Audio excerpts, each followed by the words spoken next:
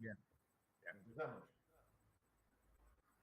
Yo te oía muy bien. Pues adelante. Buenas tardes de nuevo. Pido excusa a los que ya me escucharon en el comienzo, porque por problemas técnicos pues se ha cortado la conexión y empezamos de nuevo. Bien, es para mí todo un honor pues abrir este acto de la conferencia que vamos a escuchar esta tarde, emitida desde la Real Sociedad Económica de Amigos del País de Las Palmas de Gran Canaria. Bueno, es una satisfacción el que la Sociedad Económica de Amigos del País, que todavía pervivimos después de casi 2 siglos y medio, os hayamos iniciado una etapa de conexión entre nosotras mismas, de relación, de colaboración. Seguramente, sin duda, esto nos va a permitir crecer en el desarrollo de nuestra actividad y de nuestro servicio a nuestros socios y a los territorios en los que operamos. Efectivamente, son muchas las actuaciones de coordinación que estamos llevando a cabo, los congresos que realizamos en Jaén en 2018, el que vamos a realizar, si todo marcha bien, el próximo mes de noviembre en Las Palmas de Gran Canaria. Premio Carlos III, que vamos a poner en marcha, y lo que hoy nos une aquí, que es la Tribuna Carlos III. La Tribuna Carlos III lo que pretende ser un ciclo de conferencias periódicas, organizada cada una de ellas por una sociedad económica de amigos del país.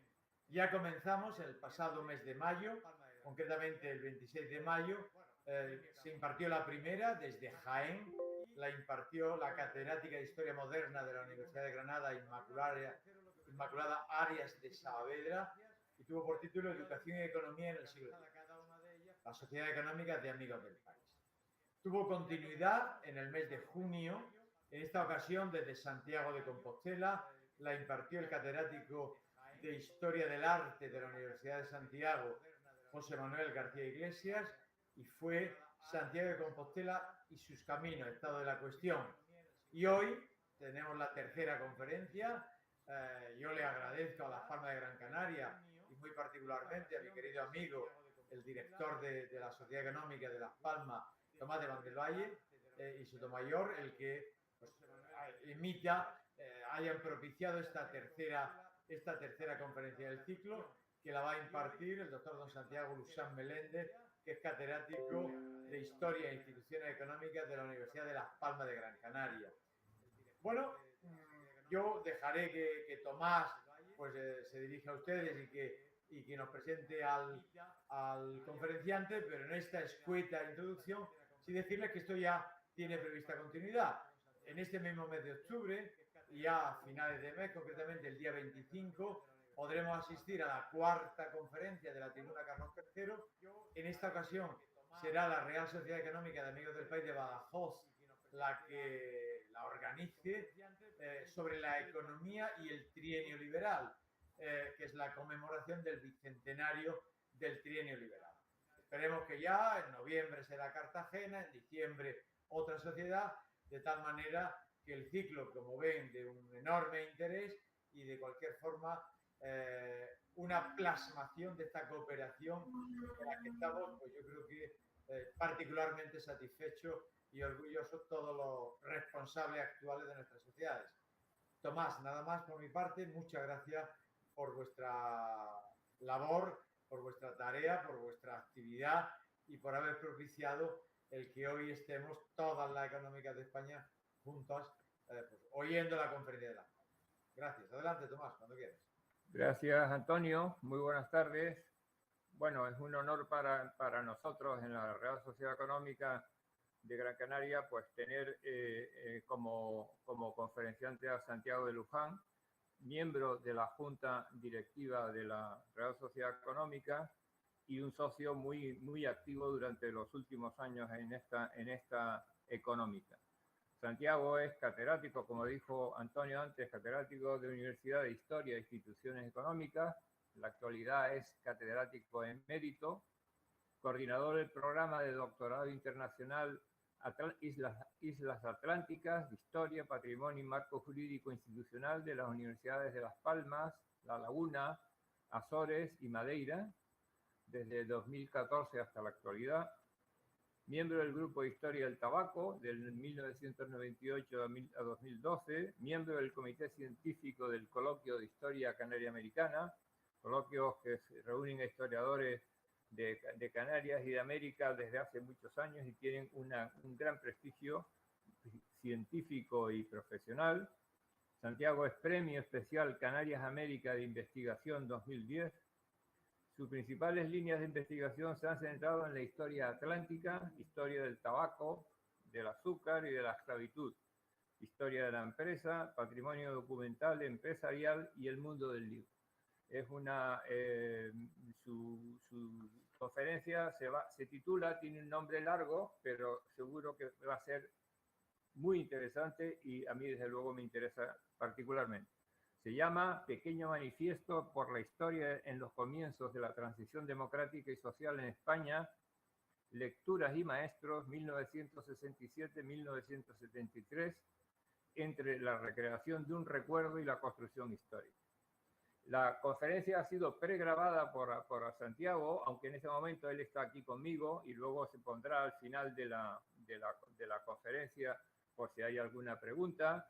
Y si no la hay, pues no contestará, simplemente dirá, aquí estoy, buenas tardes, me alegro de estar con ustedes. Él ha seguido todas las tribunas, Carlos III, y yo creo que vamos a tener una tarde muy interesante.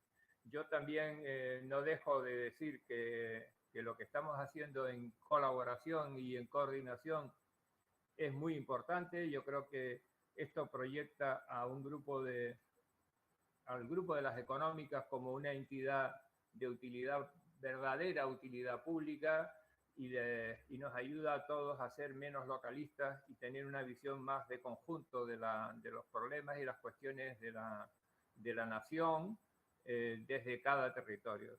Tenemos, como Antonio decía, tenemos un arraigo local muy importante, pero eso no contradice una visión de conjunto de los problemas del país y de los problemas de Europa, que también nos interesa mucho, y de los problemas del mundo.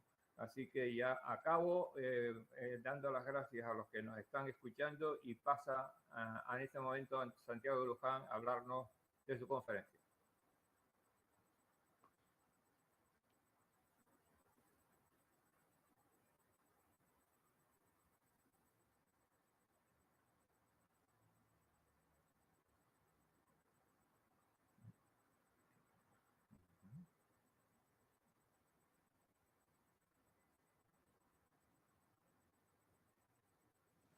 Buenas tardes a todos. Desde Las Palmas de Gran Canaria, en la sede de la Real Sociedad Económica de Amigos del País, iniciamos la tercera conferencia de la Cátedra Carlos III.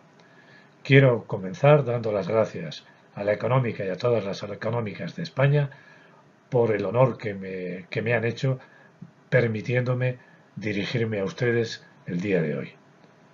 Como ven, tenemos delante un título complicado, grande, pero que voy a tratar de hacérselo fácil y sencillo en los próximos minutos. Pequeño manifiesto por la historia en los comienzos de la transición democrática y social en España. Lecturas y maestros 1967-1973 entre la recreación de un recuerdo y la construcción histórica. Tenemos delante el sumario de esta intervención. Como ven ustedes, una introducción, un contexto.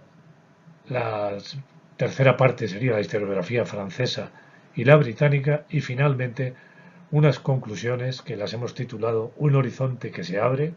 ¿Es necesaria una nueva defensa de la historia en 2021? Nos interesa la historia. ¿Qué otra cosa hay?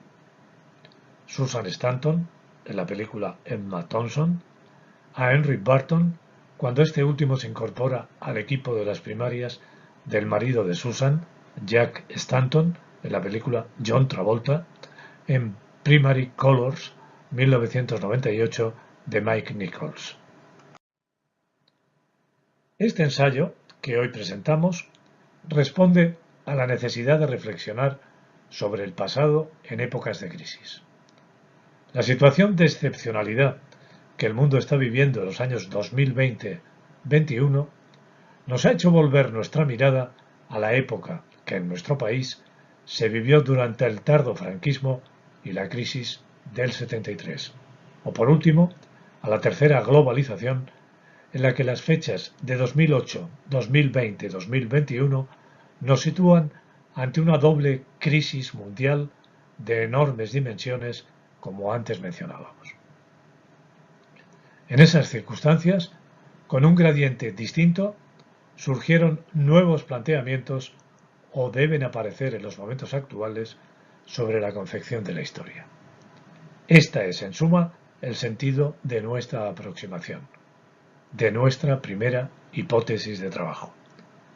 Las rupturas de la continuidad histórica originan cambios sustanciales en el pensamiento histórico.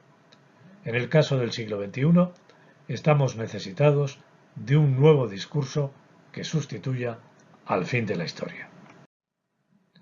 La conferencia, como hemos dicho antes, y ahora simplificamos, se articula en dos partes: lecturas y maestros, apartado en el que tratamos de aproximarnos a la pregunta de qué historia en la época final del franquismo, que consideramos fue una etapa de expectación ante un cambio de ciclo en España como fue la transición democrática. En la segunda parte, entre la historiografía francesa y la británica, se eligen 4 lecturas que para nuestra etapa de formación fueron importantes, constituyen el origen de nuestra evolución posterior. El método que hemos seguido ha sido el que proponen las propias lecturas, que puede resumirse en la tensión entre el historiador y su contexto, y en el descubrimiento del alma de papel del historiador. Con relación a las lecturas, sorprende la falta de vasos comunicantes explícitos entre la historiografía francesa, Marc Bloch y Lucien Febvre, y la británica, George Clarke y Edward Hallett Carr.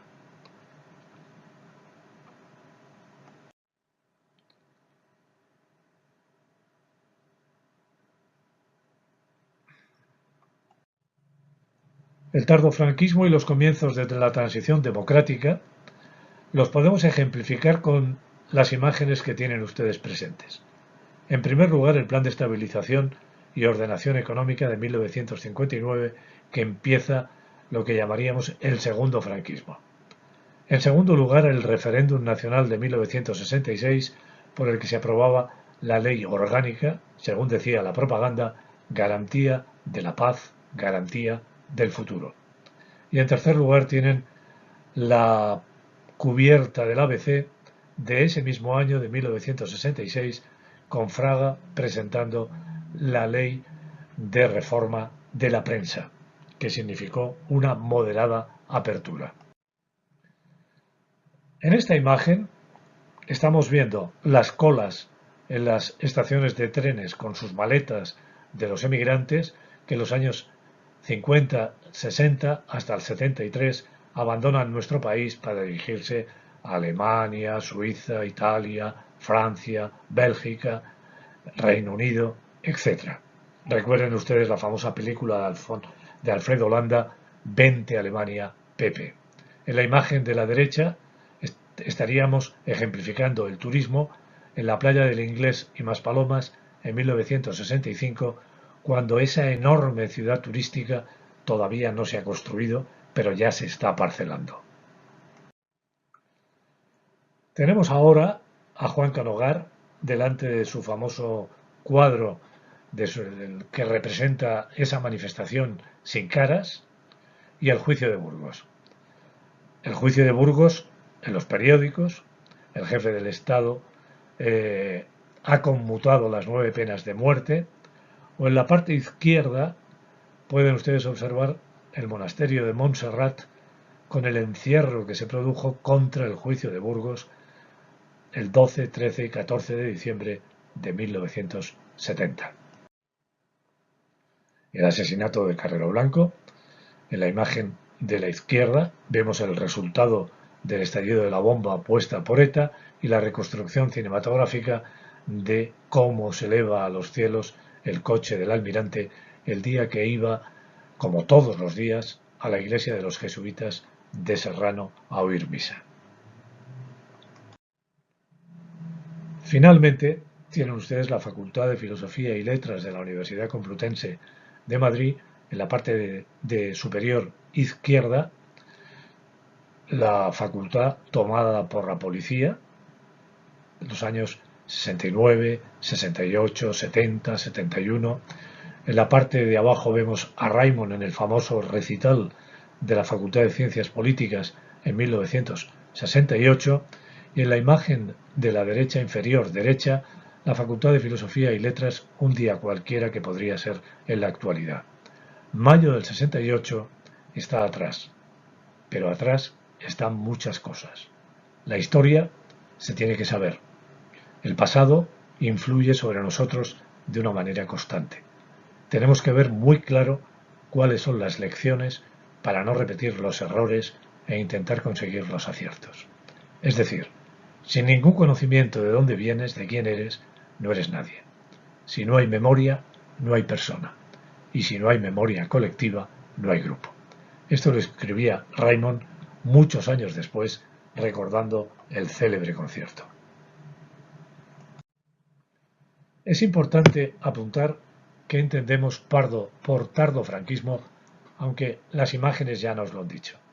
Sin necesidad de ser en este momento más precisos, el periodo histórico que comienza con el referéndum de 1966 y la Ley Fraga de Prensa, en un nuevo marco que arranca con el Plan de Estabilización, ya lo decíamos, de 1959.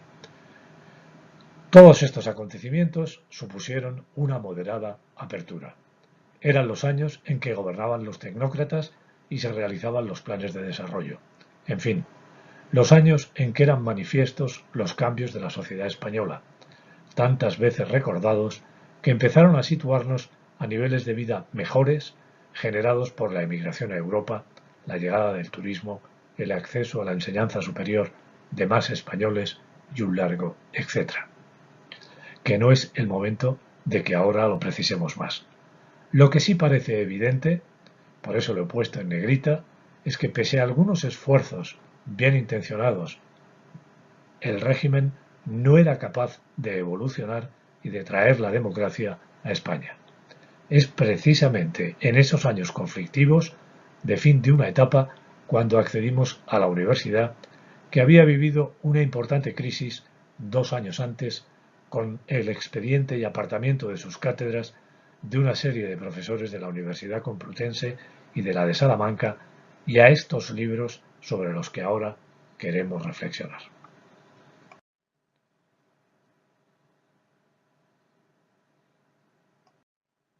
Quiero apuntar como segunda hipótesis que las lecturas con las que nos iniciamos en la época de nuestra formación fueron las elaboradas por historiadores que vivieron la guerra de los 30 años del siglo XX, en expresión de Tony Judt, o que nacieron en ese periodo.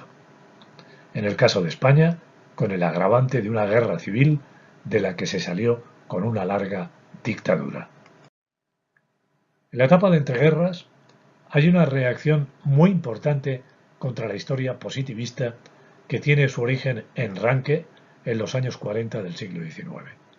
Ese modo de hacer historia era liderado por los alemanes, pero participaron de él todos los historiadores occidentales.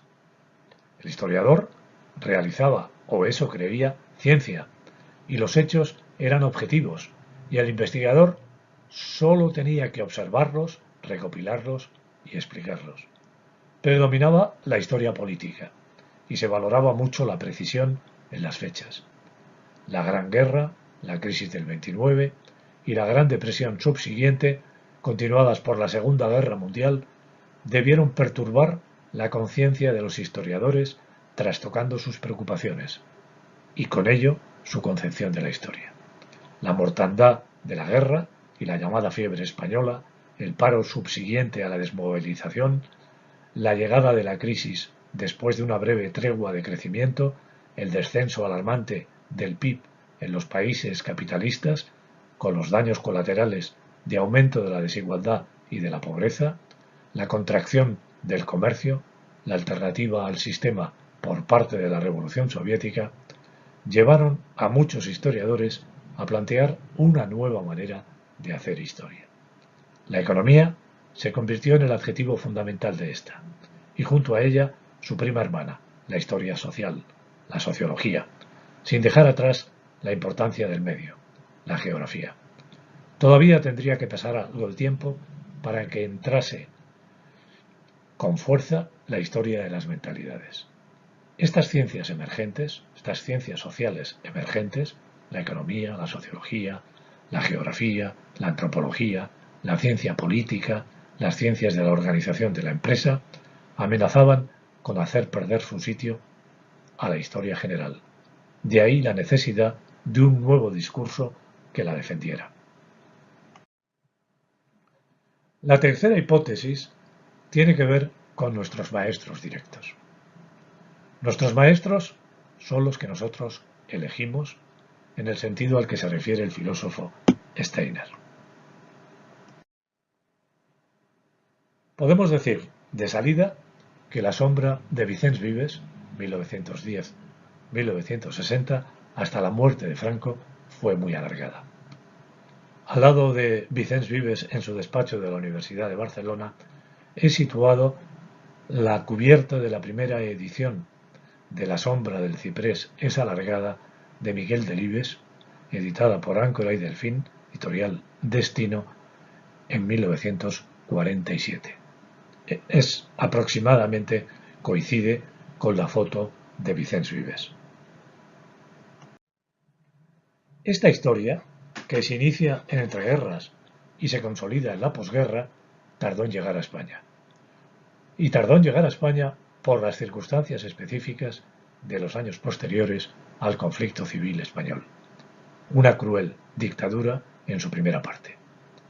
Vicens se ha referido al contexto en que se inicia la historiografía tras la guerra, resaltando la ruptura con la llamada Edad de Plata de la cultura española en la que se desenvolvió la Junta para Ampliación de Estudios. Con el exilio de estos historiadores se perdió gran parte del capital de la historiografía española. Pero también fue alargada la sombra de Pierre Vilar. En la imagen tienen ustedes la Cataluña en la España moderna, editada en 1964, les he puesto la traducción catalana, y una fotografía del historiador francés.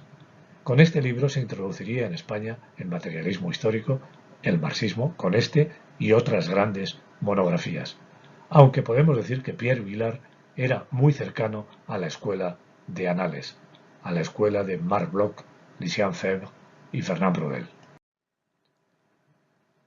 No fue tan alargada, sin embargo, la sombra de Aloisio Schumpeter. Recuerden ustedes que este famoso economista, ministro de Hacienda, se tiene que exilar primero a Gran Bretaña y luego a Estados Unidos, donde desde Harvard publicará importantes libros e impulsará los estudios de empresariales. En la imagen les he puesto el libro que tuvo trascendencia en nuestra formación porque fue un libro obligado de lectura, Capitalismo, Socialismo y Democracia, que llegaba en edición española de Aguilar en 1963. El proceso de apertura de la historiografía española se normaliza con la asistencia a los congresos internacionales de historia que en los años 50 y 60 tuvieron una enorme trascendencia. En la imagen vemos el Colegio de España, París, donde se celebró el 9º Congreso Internacional de Ciencias Históricas en agosto-septiembre de 1950. En 1955 el Congreso se trasladaría a Roma y en 1960 a Estocolmo. En esos 3 congresos fue fundamental la participación de Vicens Vives y suponen la incorporación a la historiografía española de la historia que se estaba haciendo en esos momentos en Europa, que es a la que nos hemos referido antes, la que se hace en el periodo de entreguerras, rompiendo con el positivismo. En la parte inferior de la imagen aparece la cubierta de la novela de José Luis San Pedro, Congreso en Estocolmo, que se publica en 1962 y en la que el economista y novelista, ya fallecido hace unos años, intenta reflejarnos la llegada de los españoles a estos congresos, aunque en este caso se trate de un congreso de matemáticas.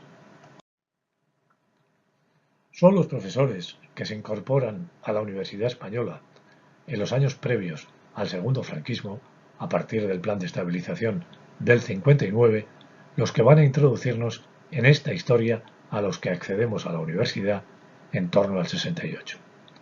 Nos referimos, por ejemplo, a Antonio Ubieto, medievalista, discípulo de José María Lacarra, que también podemos relacionar con Vicens, a Joan Reglà, por supuesto, también discípulo de Vicens, a José María Jover y a Carlos Seco Serrano, este último fallecido el año pasado.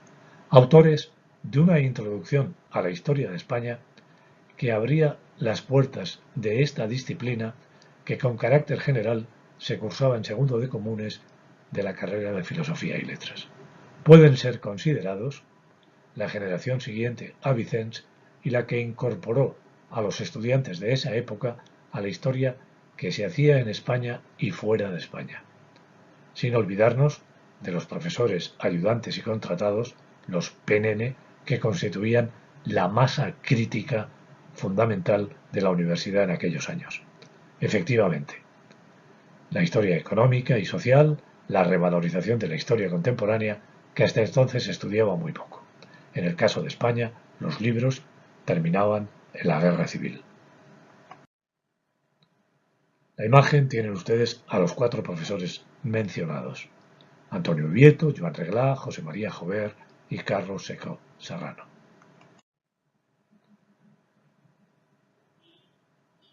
En esta imagen tienen ustedes el libro Homenaje a José María Jover, Pensar el pasado, unas jornadas que se celebraron en 2015, creo recordar, en la Universidad Carlos III, la cubierta del libro Introducción a la Historia de España y el libro de las civilizaciones actuales de Fernán Braudel, con el que iniciamos en primero, de la mano de Julio Valdeón, 1967-68, nuestro contacto con la escuela de Anal.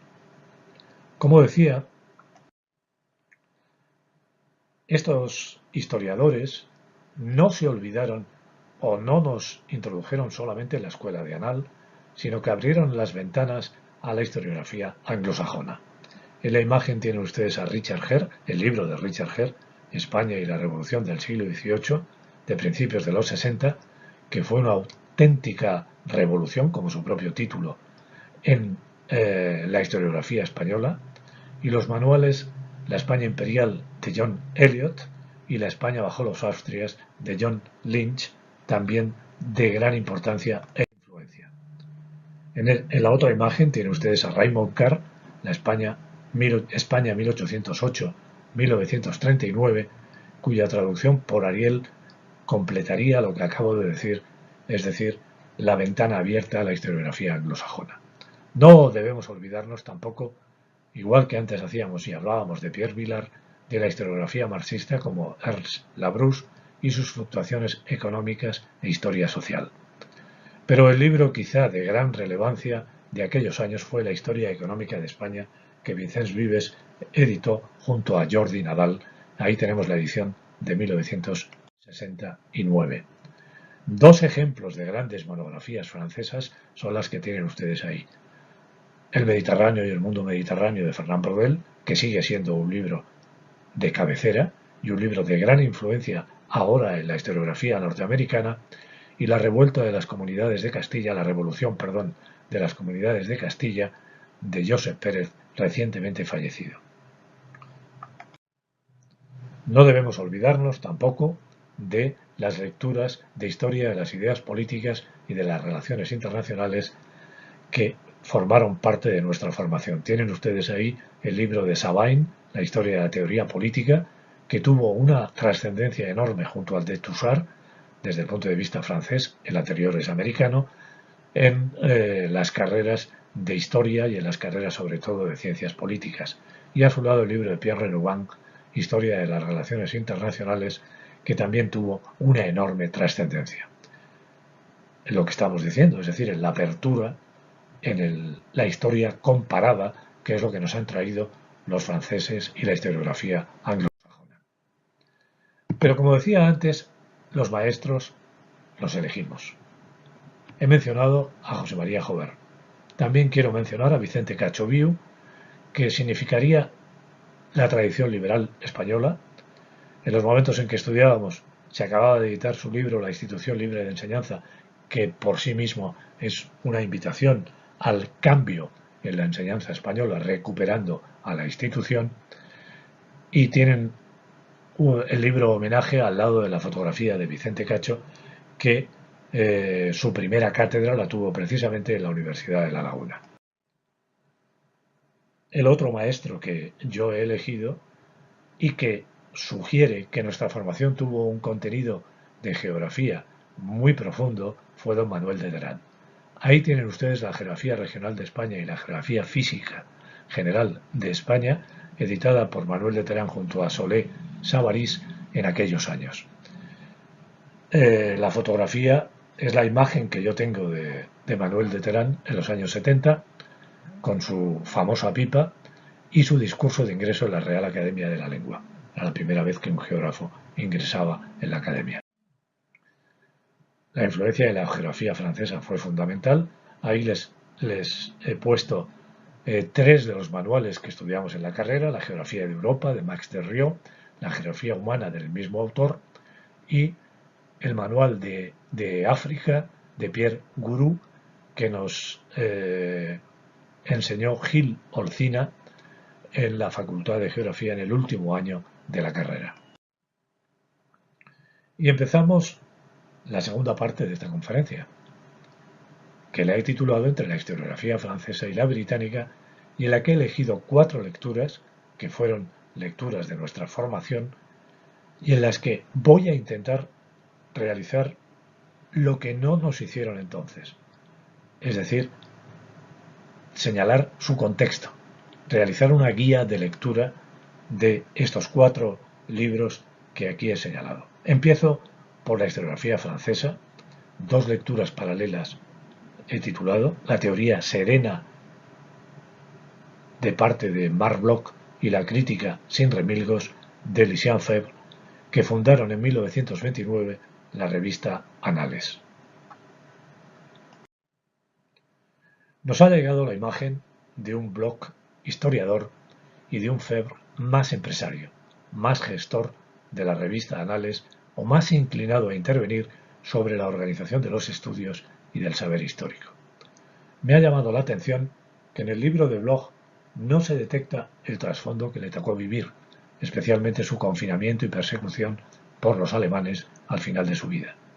Sin embargo, esa relación con el ambiente sí que es palpable en Combates por la Historia, especialmente en las recensiones de libros realizadas por Febvre en Annales a partir de 1929. El contexto de los años de formación y desarrollo profesional de ambos historiadores es la Francia conmocionada por el caso Dreyfus, la Francia que se forja en los tratados de Versalles, la Revolución Rusa, las vivencias de la Gran Depresión, la aparición de los fascismos y la Segunda Guerra Mundial. Parece una obviedad, pero es un punto de partida necesario e imprescindible para emprender estas lecturas. La imagen tienen ustedes la primera edición española de la Apologie de l'Histoire, que incomprensiblemente sus traductores Pablo González Casanova, rector después de la Universidad Autónoma de México, y Massaud, novelista, escritor franco-español, tradujeron como Introducción a la Historia. Seguramente fue la propia editorial por motivos de mercado. En la parte de la derecha tienen una traducción mucho más fiel a la realidad, que es Apología o Defensa para la Historia o el oficio del historiador, hecha en la edición de 1993 por el hijo de Marc Bloch, Etienne Bloch, con prólogo de Jacques Le Goff. ¿Era necesario defender la historia? Ambos historiadores lo intentaron desde Annales.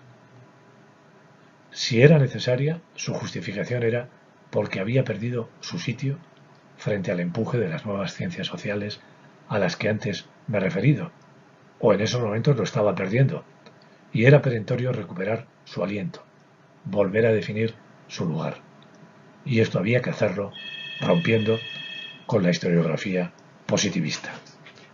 Esta defensa se ejerce contra los ataques explícitos que va evocando en la obra, pero también contra la evolución real o posible de un saber científico a cuyos márgenes sería expulsada la historia o incluso excluida. También puede creerse que Marc Bloch quiere defenderla contra los historiadores, que a sus ojos creen servirla y le hacen un flaco servicio. Se está refiriendo lógicamente a la historiografía positivista.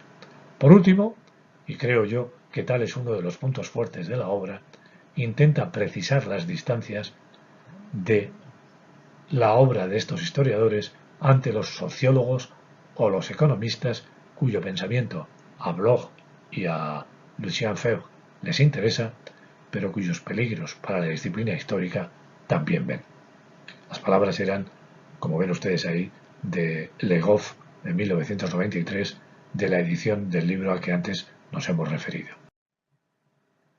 En la imagen tienen ustedes la edición original de l'Apologie pour l'Histoire, o el oficio de historiador, que es el título original, y una fotografía de Marc Bloch en sus últimos años, con traje de montaña, fue un gran montañero.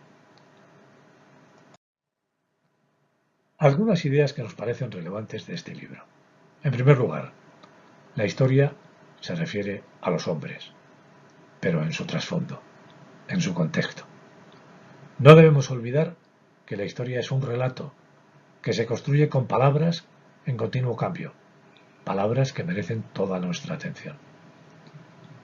La historia supone ante todo explicación, comprensión, en ningún caso enjuiciamiento.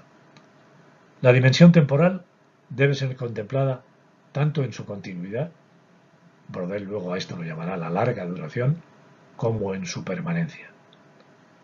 Pero sin interés por el presente no se puede estudiar el pasado.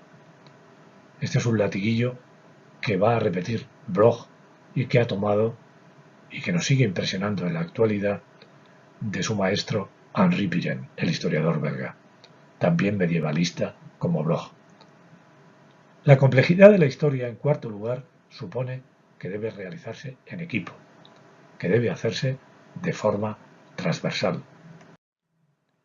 La historia se hace desde un observatorio que puede depararnos sorpresas si somos capaces de encontrar la documentación apropiada. Para que la historia pueda construirse es necesario ocuparse del patrimonio documental, poner en marcha una encuesta de salvaguarda, como hizo el propio Bloch desde la revista Annales, de los archivos. Es necesario la crítica documental, que es parte esencial del método histórico.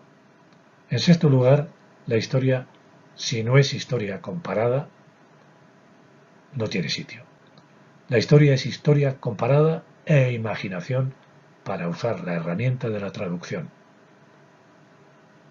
Cuando estamos haciendo historia comparada, estamos analizando casos semejantes o diferentes de países distintos, de zonas distintas.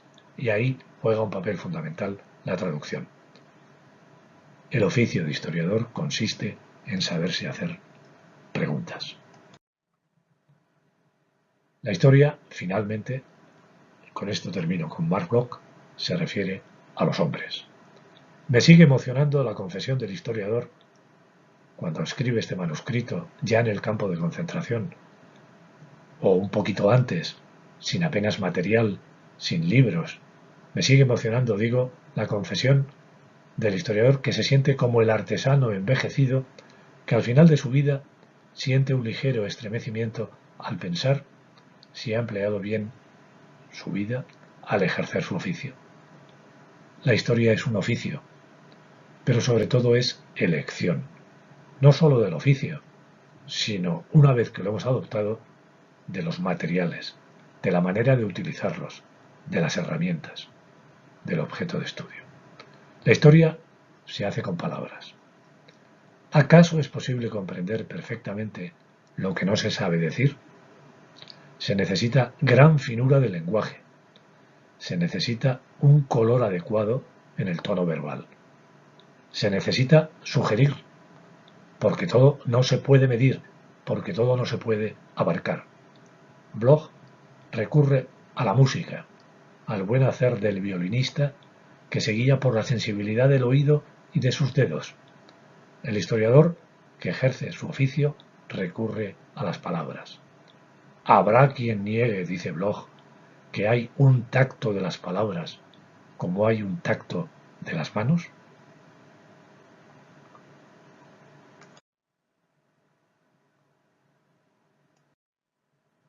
Combates por la historia. El libro recoge 15 ensayos entre los que predominan las recensiones de obras realizadas en la revista Annales a partir de 1929. Fue publicado por Armand Colin, París 1953. La edición que hemos releído es la versión española traducida por Fernández Boy y Enrique Argullol en la colección Ariel Quincenal, que junto con el Fondo de Cultura Económica o Alianza de Bolsillo sucedieron a Espasa Calpe, a la colección austral, y fueron libros fundamentales para la formación de los universitarios a finales de los 60 y en los años 70. En la imagen tienen ustedes la cubierta del libro por Alberto Corazón, Combates por la historia de Lucien Febvre. Parece que Alberto Corazón ha intentado darnos la visión revolucionaria de una nueva historia que preconizaba el autor del libro. Dejando de lado el marketing editorial y el mayor o menor acierto del autor de la cubierta, creemos que casi parece identificarse con las revoluciones de la primera mitad del siglo XIX. El niño, con los pies descalzos, empuña una bandera sobre un fondo naranja, blanco y amarillo. En la bandera podemos leer «Viva el pueblo». Podría ser una réplica de la libertad guiando al pueblo de Delacroix. La elección del niño puede ser una metáfora de la juventud de la historia que necesitaba despegar, o al menos eso pretendían Bloch y Febvre, frente al positivismo, que insistimos enarbolaron la bandera de lo que ellos deseaban con la propuesta de construcción de una nueva historia. Finalmente, el color naranja que ustedes ven destila optimismo. ¿Coincide esto con el espíritu de Combates? Creo que sí. En este caso tiene la fotografía de Lucien Febvre. La fotografía que he recogido de internet nos muestra a un hombre maduro, con mirada que interpreto desafiante, o rebajando su fuerza quizá expectante, dispuesto al debate con su interlocutor. Si tenemos un poco de imaginación, con sus interlocutores, los libros con los que sostiene una disputa que nos advierte no es personal. Por ejemplo, en una recensión en la que el tono muchas veces es desabrido, al rechazar de plano la obra que comenta, parece que está diciendo, o mejor dicho pensando, no es eso, no es eso. La historia no es eso. La obra de Febvre fue fundamentalmente de crítico de obras de historia a través de recensiones, primero en la Revue de Síntesis Histórica de Henri Ver y más tarde en Annales. Ese, el de la crítica, el de que eso no es historia, es el mensaje principal del libro Combates por la historia. Es decir, señalar lo que no es historia, al menos la historia que él y Bloch, aunque tuviesen divergencias, pretendían hacer y sobre todo impulsar. Febvre quiere demostrarnos que la historia debe jugar un papel importante en la reconstrucción de un mundo en crisis. 1914-1945. Bloch había llegado a escribir previamente sobre una crisis de civilización. Por eso también es pertinente recordar la influencia que debieron ejercer Spengler y Toynbee, rechazados ambos por Febvre, que también fueron lecturas del tardofranquismo. La fecha de publicación de Combates, 1953, propicia que su prólogo se cierre con una pincelada optimista. Leemos: por encima de tantas tragedias y transformaciones en el horizonte lucen amplias claridades. En la sangre y en el dolor se engendra una humanidad nueva. Estábamos ya en plena Guerra Fría. Se había puesto en marcha el Plan Marshall de Reconstrucción Europea, 1949, cuya capital, 1948. Se había fundado la República Federal Alemana, 1949, cuya capital era una pequeña ciudad de Alemania, Bonn, haciéndonos eco del título de la novela de John le Carré y sobre todo la llamada a la cooperación europea que acabamos de celebrar por Robert Schuman el 9 de mayo de 1950.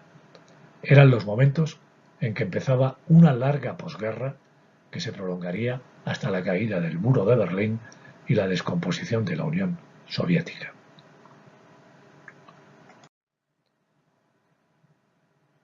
Pero lo que nos ha interesado más de Febvre es su concepto del alma de papel del historiador, sus lecturas y nosotros añadimos y sus maestros. La pasión por la historia. Febvre nos hace una confesión inicial que hoy hay que reivindicar. Por lejos que me remonten mis recuerdos, escribe, me veo como historiador por gusto y por deseo, por no decir de corazón y de vocación. Define sus circunstancias intelectuales, su formación. Recuerda su ambiente familiar, los profesores que le influyeron, los libros que leyó, su alma de papel. Se trata de lecturas señaladas, aquellas que dejan huella, de profesores con los que se relacionó, de colegas con los que coincidió, es decir, aquellos con los que compartió vivencias, encuentros, que le reforzaron en su toma de posición historiográfica. La selección no es gratuita. El iniciador romántico de la historiografía francesa, los geógrafos, los historiadores de la cultura y el arte, entre los que no dudan introducir a Stendhal y su peregrinación a Italia, y los historiadores que le formaron e introdujeron en el mundo académico y con los que llegó a convivir profesionalmente. Voy a hacer una pasada rápida con imágenes. Ahí tienen ustedes el cuadro de Gilles Michelet, primer historiador romántico al que antes nos referíamos, y además la biografía escrita por el propio Febvre. Michelet, un perfecto desconocido en España. Su monumental historia de Francia, a la que consagró varios y diversos estudios y conferencias el maestro de Febvre, Gabriel Monod. Michelet sería el equivalente, forzando la comparación, a nuestro Modesto Lafuente, el autor de la Historia General de España, o el paraguas de la historia nacionalista que representó Menéndez Pelayo. No traigo por casualidad las memorias del general de Gaulle. General de Gaulle, 1890-1970, reconocía como lectura imprescindible en su formación la historia de Francia de Michelet. Coincidencia tanto con Bloch como con Febvre. Un repaso a la biografía del fundador de la Quinta República nos muestra que en su formación fue fundamental la historia. A su lado aparece Elisée Reclus, uno de los fundadores de la geografía francesa, con su monumental Geografía Universal, libros que en los momentos del tardofranquismo también empezaron a reeditarse en España. Tienen ustedes ahí la edición de la editorial Porrúa, que es la que nos llegó de México, de la cultura del Renacimiento en Italia de Jacob Burckhardt, lectura con la que se formó Febvre, del que hay que destacar su visión global de la cultura, historia cultural que hoy reivindicamos, y su aportación fundamental a la historia del arte, planteando la necesidad de contextualizar las creaciones artísticas. Nadie diría hoy que Jacob Burckhardt, el historiador suizo, era marxista. Stendhal, famoso retrato de Olaf Södermark, y los dos libros muy leídos en España en ediciones de bolsillo. Roma, Nápoles y Florencia, o historia de la pintura en Italia. La historia socialista de Jean Jaurès, en este caso es una fotografía, unos años antes de ser asesinado. Y sobre todo, Henri Vert. La fotografía que estamos viendo es impresionante. Un historiador anciano, en su mesa de trabajo, totalmente cargada de libros, de papeles. Hoy día esa mesa sería un ordenador portátil y en todo caso al fondo algunos libros. Con la tecnología, la imagen del historiador también ha cambiado. Lucien Febvre se carteó con Henri Vert. Con esto ya estoy tratando de introducir una novedad, que es que para conocer la historiografía, las cartas que entonces la gente escribía son fundamentales, las que se escribían entre sí los historiadores. Y uno de los más importantes, porque Henri Vert lo que plantea es la necesidad de la síntesis del discurso de historia general, que estará muy presente tanto en Bloch como en Febvre. La influencia de la geografía. Ahí tienen ustedes a Paul Vidal de la Blas como el anterior en su despacho de la Sorbona. Y la influencia en la tesis doctoral de Febvre, que el primer capítulo está dedicado al medio, Felipe II y el Franco Condado, o su contribución a la historia dirigida por Henri Vert, La evolución de la humanidad, precisamente dedicada al medio, por parte de Lucien Febvre. Y finalmente, entre los historiadores que influyeron tanto en Febvre como en Bloch, Henri Pirenne y sus famosos libros Las ciudades en la Edad Media, Mahoma y Carlomagno y la historia económica y social de la Edad Media. Terminamos con algunas reflexiones de Febvre.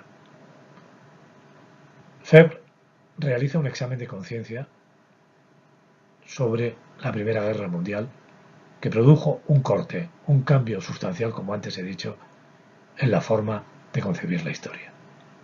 Los historiadores hacían la historia sin pensar en cómo se hace y en qué significa. Los datos, decían los historiadores, nos los dan los documentos de modo directo. Los datos no nos los dan los documentos de modo directo. Hay que elaborarlos. Y hay que elaborarlos con mucha paciencia. Los hechos no están ahí. Los hechos los crea el historiador. Son elegidos por el investigador. ¿Es la historia una ciencia? Febvre apuesta por definirla como un estudio científicamente elaborado, pero no como una ciencia. La historia económica y social, entonces, nos recuerda que estudiamos al hombre en el seno de los grupos del que es miembro. Hacer historia es plantear problemas, formular hipótesis que la investigación tiene que tratar de resolver. Comprender es complicar, es enriquecer en profundidad, es ensanchar por todos los lados, es vivificar. ¿Y después de la Segunda Guerra Mundial, qué?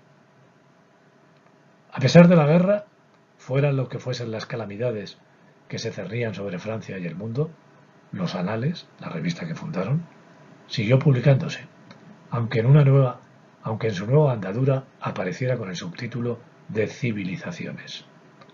Encontramos una previsión de la globalización en Lucien Febvre, de la aparición de una civilización mundial sobre las ruinas de una Europa destrozada a la salida de la guerra, que tiene que pensar en la reconstrucción, pero también el vértigo ante la aceleración del cambio. El mundo está arruinado, escribe. ¿Hay algo distinto y más grave que las ruinas? La prodigiosa aceleración de la velocidad que acerca violentamente los continentes está aboliendo los océanos, suprime los desiertos y pone en brusco contacto grupos humanos cargados de electricidades contrarias. Por eso es por lo que en esencia nuestro mundo está destruido. Las paces posteriores que cerraron los conflictos del 18 y del 45 no han dejado de ser armadas, escribe. No se analizan, y esta es la nueva reflexión del historiador, los intereses económicos. El foco no debe estar puesto en los diplomáticos, sino en el mundo, un mundo que se globalizó en esas fechas. Es decir, desde Anales ya se estaba adelantando lo que luego hemos llamado globalización. La historia no es hacer juicios. Estamos repitiendo lo que decía Bloch. Es comprender y después explicar.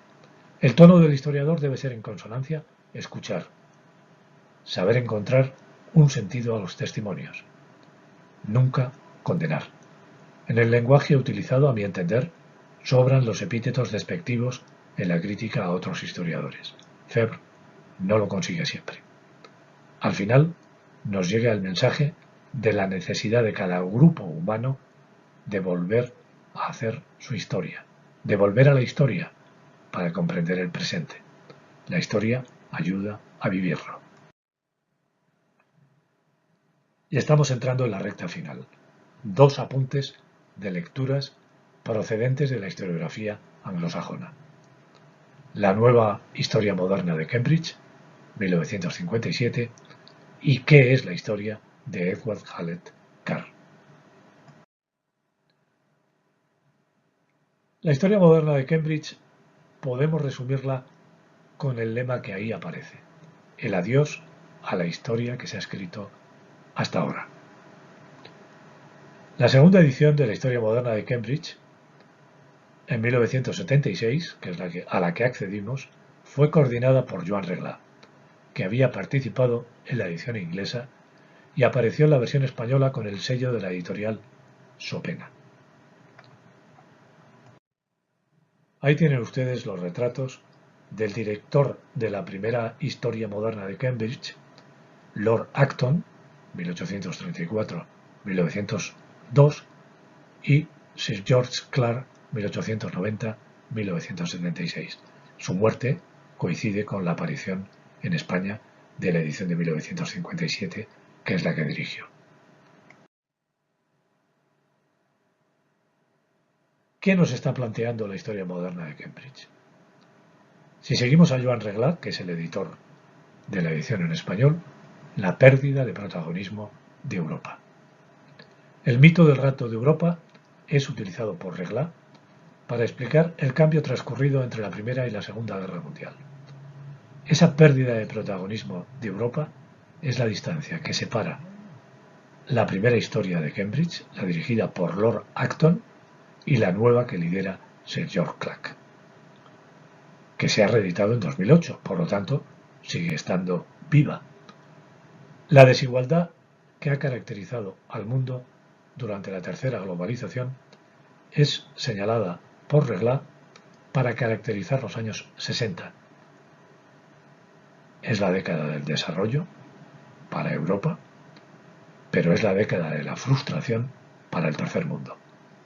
Subdesarrollo y tercer mundo son 2 conceptos ligados a Josué de Castro que aparecen en esos años precisamente.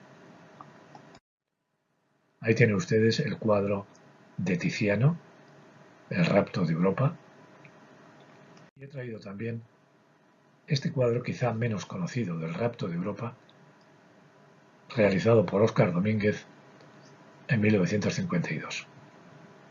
Me parece también espectacular. A comienzos del siglo XIX, leemos en el texto de Clark, los británicos tenían por la historia un gran interés. Era un elemento básico para atender el papel que Gran Bretaña debía jugar en las relaciones internacionales, dada la importancia del imperio. La historia se consideraba también un género literario, lo que explicaba su atractivo, e incluso algún reputado historiador recibió el Premio Nobel de Literatura. Cuando Acton se hizo cargo de la dirección de la obra, se decidió reducir el marco cronológico de la historia moderna, entendiéndola como un continuo desde el siglo XV hasta la época actual. En nuestro país mantuvo una perspectiva semejante Vicens Vives y antes que él, Rafael Altamira. ¿Qué es la historia liberal? La historia de Cambridge o su sucesora en la segunda edición.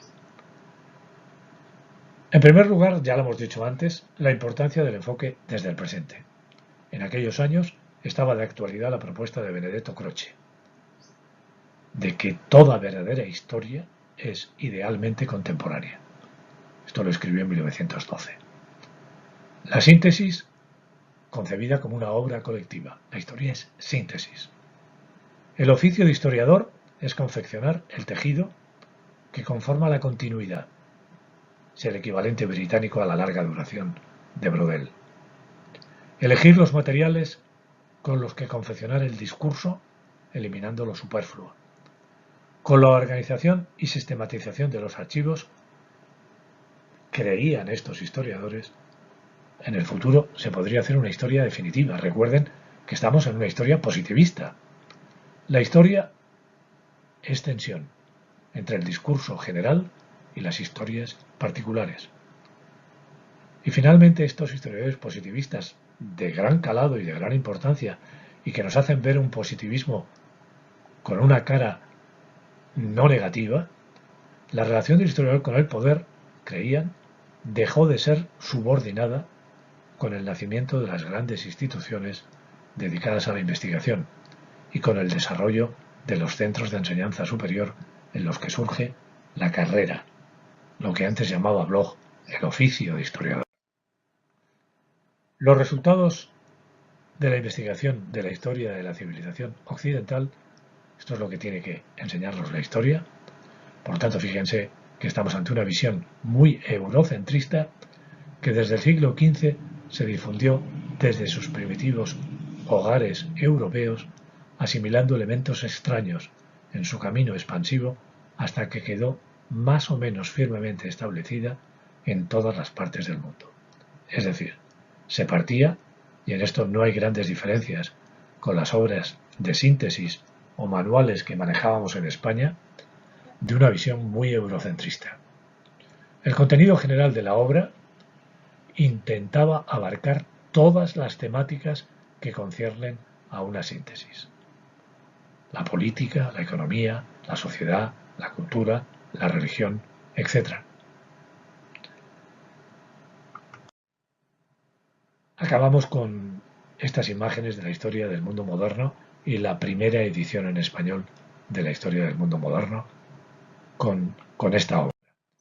Y entramos ahora en qué es historia de Edward Hallett Carr, cuya primera edición se realiza en Londres en 1961 y la traducción española en 1967, que es la que tuvimos que leer en la facultad.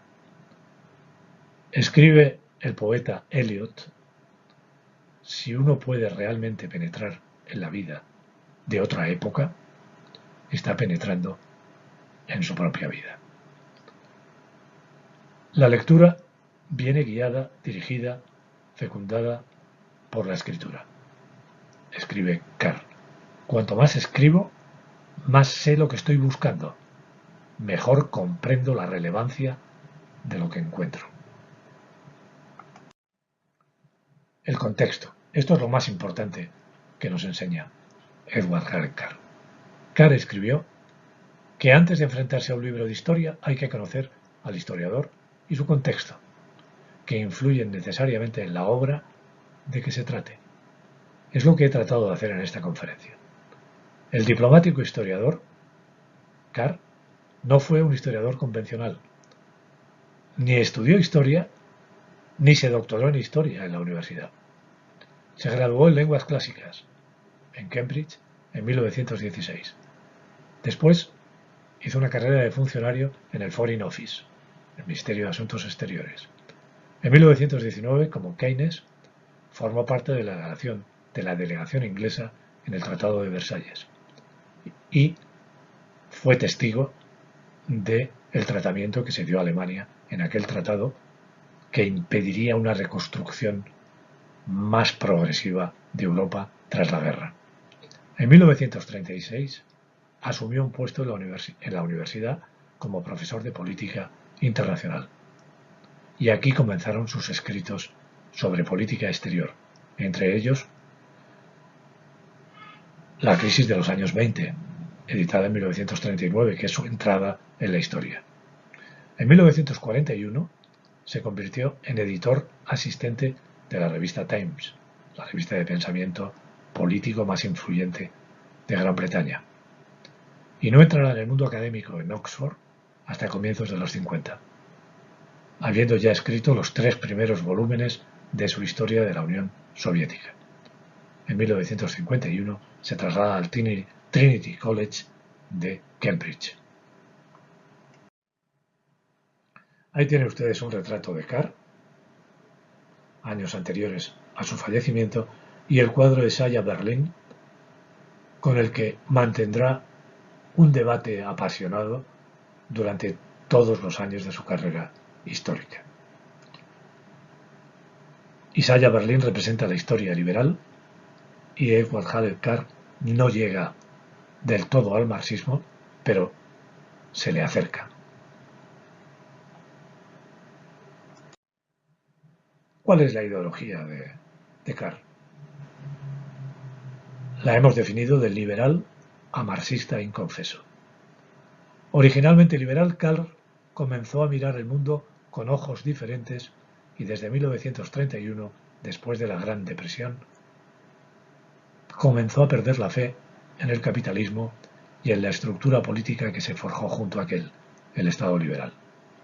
Asa Biggs, historiador social británico, en una entrevista publicada por María Lucía Pallarés, recuerda a Carr como un historiador que estaba reaccionando contra el liberalismo de entreguerras.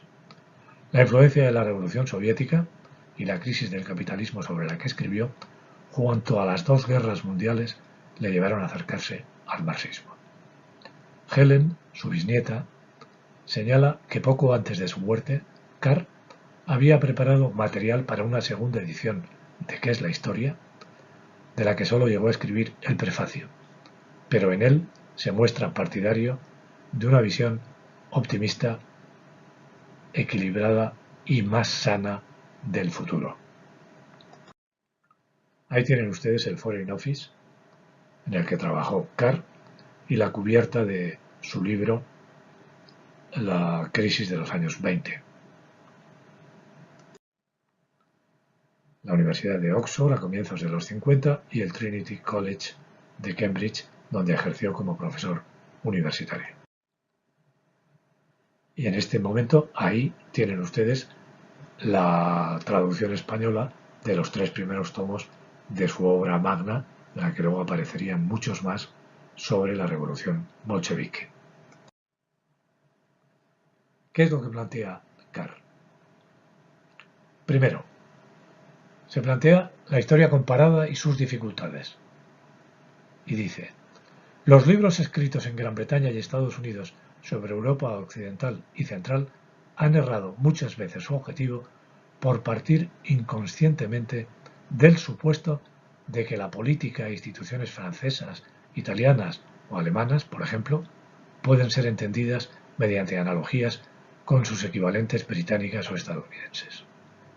Ninguna persona razonable, dice, sentirá en cambio tentaciones de medir la Rusia de Lenin, Trotsky y Stalin con patrones tomados de la Inglaterra de MacDonald, Baldwin o Churchill, o de la América de Wilson, Hoover o Franklin Roosevelt. Hay que tener muy presente la relación entre los propósitos de los personajes importantes, aunque es un historiador socialista o aproximada o que se acerca del liberalismo al socialismo, va a interesarse por los grandes personajes. Pues hay que tener presente los propósitos y sus realizaciones. Hay que dar también importancia al enfoque de la obra que se escribe. Mi propósito ha sido escribir la historia no de los acontecimientos de la Revolución Rusa, que hay mucha literatura, sino del orden político, social y económico que nació de ella. Y esto muchas veces no ha sido entendido. Hay que tener presente los acontecimientos que forman parte del discurso, que se eligen en función de su trascendencia futura.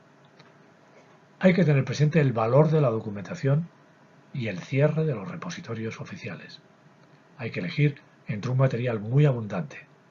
Enfrentarse, en este caso está hablando de la Revolución Soviética, a la dificultad de no poder acceder a las bibliotecas y archivos soviéticos.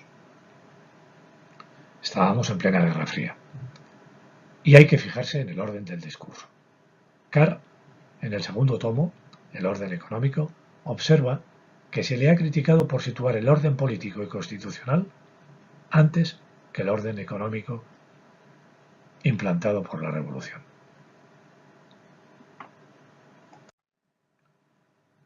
Finalmente, hacemos un breve resumen de las Trevelyan Lecture, es decir, ¿qué es la historia? ¿Qué es la historia? Es un diálogo entre los acontecimientos del pasado y las metas que van surgiendo en el futuro. La historia es un proceso continuo de interacción entre el historiador y los hechos que va confeccionando entre el presente y el pasado. La historia es estudiar al hombre en sociedad. El historiador estudia cómo funcionan las cosas a través de hipótesis. Se ocupa de lo particular, pero de lo que hay de general en lo único. Aquí está la diferencia con Berlín para comprender el pasado y el presente. La historia es la investigación de las causas de nuevos temas o de nuevos contextos. Temas complejos, que tienen respuestas complejas. Causas y responsabilidad moral, también se diferencia en esto con Isaiah Berlin, son categorías diferentes. Carr apuesta por lo probable, no por lo inevitable, como hacía Berlin. Es un enfoque constructivo del pasado. La historia se fundamenta en el progreso, la incorporación de la experiencia, la transmisión de conocimientos. La historia tiene un objetivo, el progreso es discontinuo y sobre todo es una abstracción. La historia finalmente es un horizonte que se abre. Es necesaria, y estoy concluyendo, una nueva defensa de la historia en el año 2021. Esta conferencia se ha centrado en la experiencia reconstruida desde la actualidad de los que nos formamos en historia en los últimos años del franquismo en la Universidad Complutense. No me atrevo a generalizar esta reflexión a otras universidades, aunque puede que se pareciese. Quizá pueda producir un cierto espejismo esta visión en la que predomina la recepción de la escuela de Anal, de la moderna geografía francesa bajo el magisterio de don Manuel de Terán, del materialismo histórico a través de monografías como la citada de Pierre Vilar sobre Cataluña, e incluso la lectura de Schumpeter, del Schumpeter de capitalismo, socialismo y democracia, o de la forma de hacer historia de los anglosajones. Cierto espejismo esta visión, como decía, frente a una historiografía más positivista, en algunos momentos muy rancia. Creo, sin embargo, firmemente que esta modernización de la enseñanza de la historia de España, en la que en las universidades aún no se habían implantado los departamentos, y en la que existía como ahora una masa crítica importante de profesores no numerarios, la historia tradicional y rancia de corte positivista estaba muy debilitada. No me atrevo a señalar, y desde luego esa no es la intención de mi aportación, que una gran parte del profesorado respondiera a ese perfil rancio, al menos en Madrid.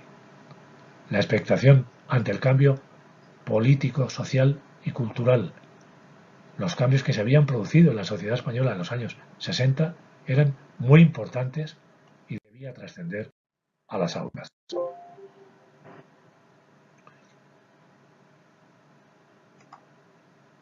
He pretendido, con este trabajo, y esto puede explicar la aparente desconexión entre sus dos apartados, presentar, por un lado, nuestras lecturas y, por otro, la contextualización necesaria que nos faltó en su momento. Me ha parecido de gran relevancia, al menos para mí, constatar a posteriori la relación entre el contexto, me he referido a las discontinuidades históricas, y el cambio en la manera de enfocar la historia. En el breve espacio que tiene un artículo o esta conferencia, he elegido 4 lecturas podrían haber sido otras, 2 francesas y 2 británicas, que me han permitido ver bastantes similitudes en su planteamiento, independientemente de que apenas se citen entre ellos. La vuelta a estos historiadores, presentes en nuestra formación, me ha hecho ser consciente que ellos mismos han sido objeto de investigación y que las biografías de estos historiadores y el uso de sus documentos ha generado una abundante literatura que nos ha permitido poder realizar esa contextualización a la que en los años del tardo franquismo no accedimos. He querido resaltar que la relectura de aquellos viejos textos sigue siendo muy útil en la actualidad, en que la historia ha avanzado muchísimo. La necesidad de una nueva manera de presentar y de hacer la historia parece manifiesta. A mi entender, hay que hacer un gran esfuerzo por mantener viva la tensión entre una historia general, que cada vez debe ser más global, y las historias particulares, las historias nacionales, regionales. El oficio de historiador es hacerse preguntas, y según la escala temporal, geográfica o temática con que aborde las respuestas, ofrecer mensajes de largo recorrido que contribuyan a la creación de una cultura colectiva, combinando ese discurso con la historia particular. Por esta razón, respondiendo a la pregunta de modo afirmativo, sí creo que es necesaria una nueva apología de l'histoire, y por eso, haciéndome el eco del libro Manifiesto por la Historia de Joe Goldie y David Armitage, situé en primer lugar del título Pequeño Manifiesto por la Historia. Muchas gracias a todos y buenas noches.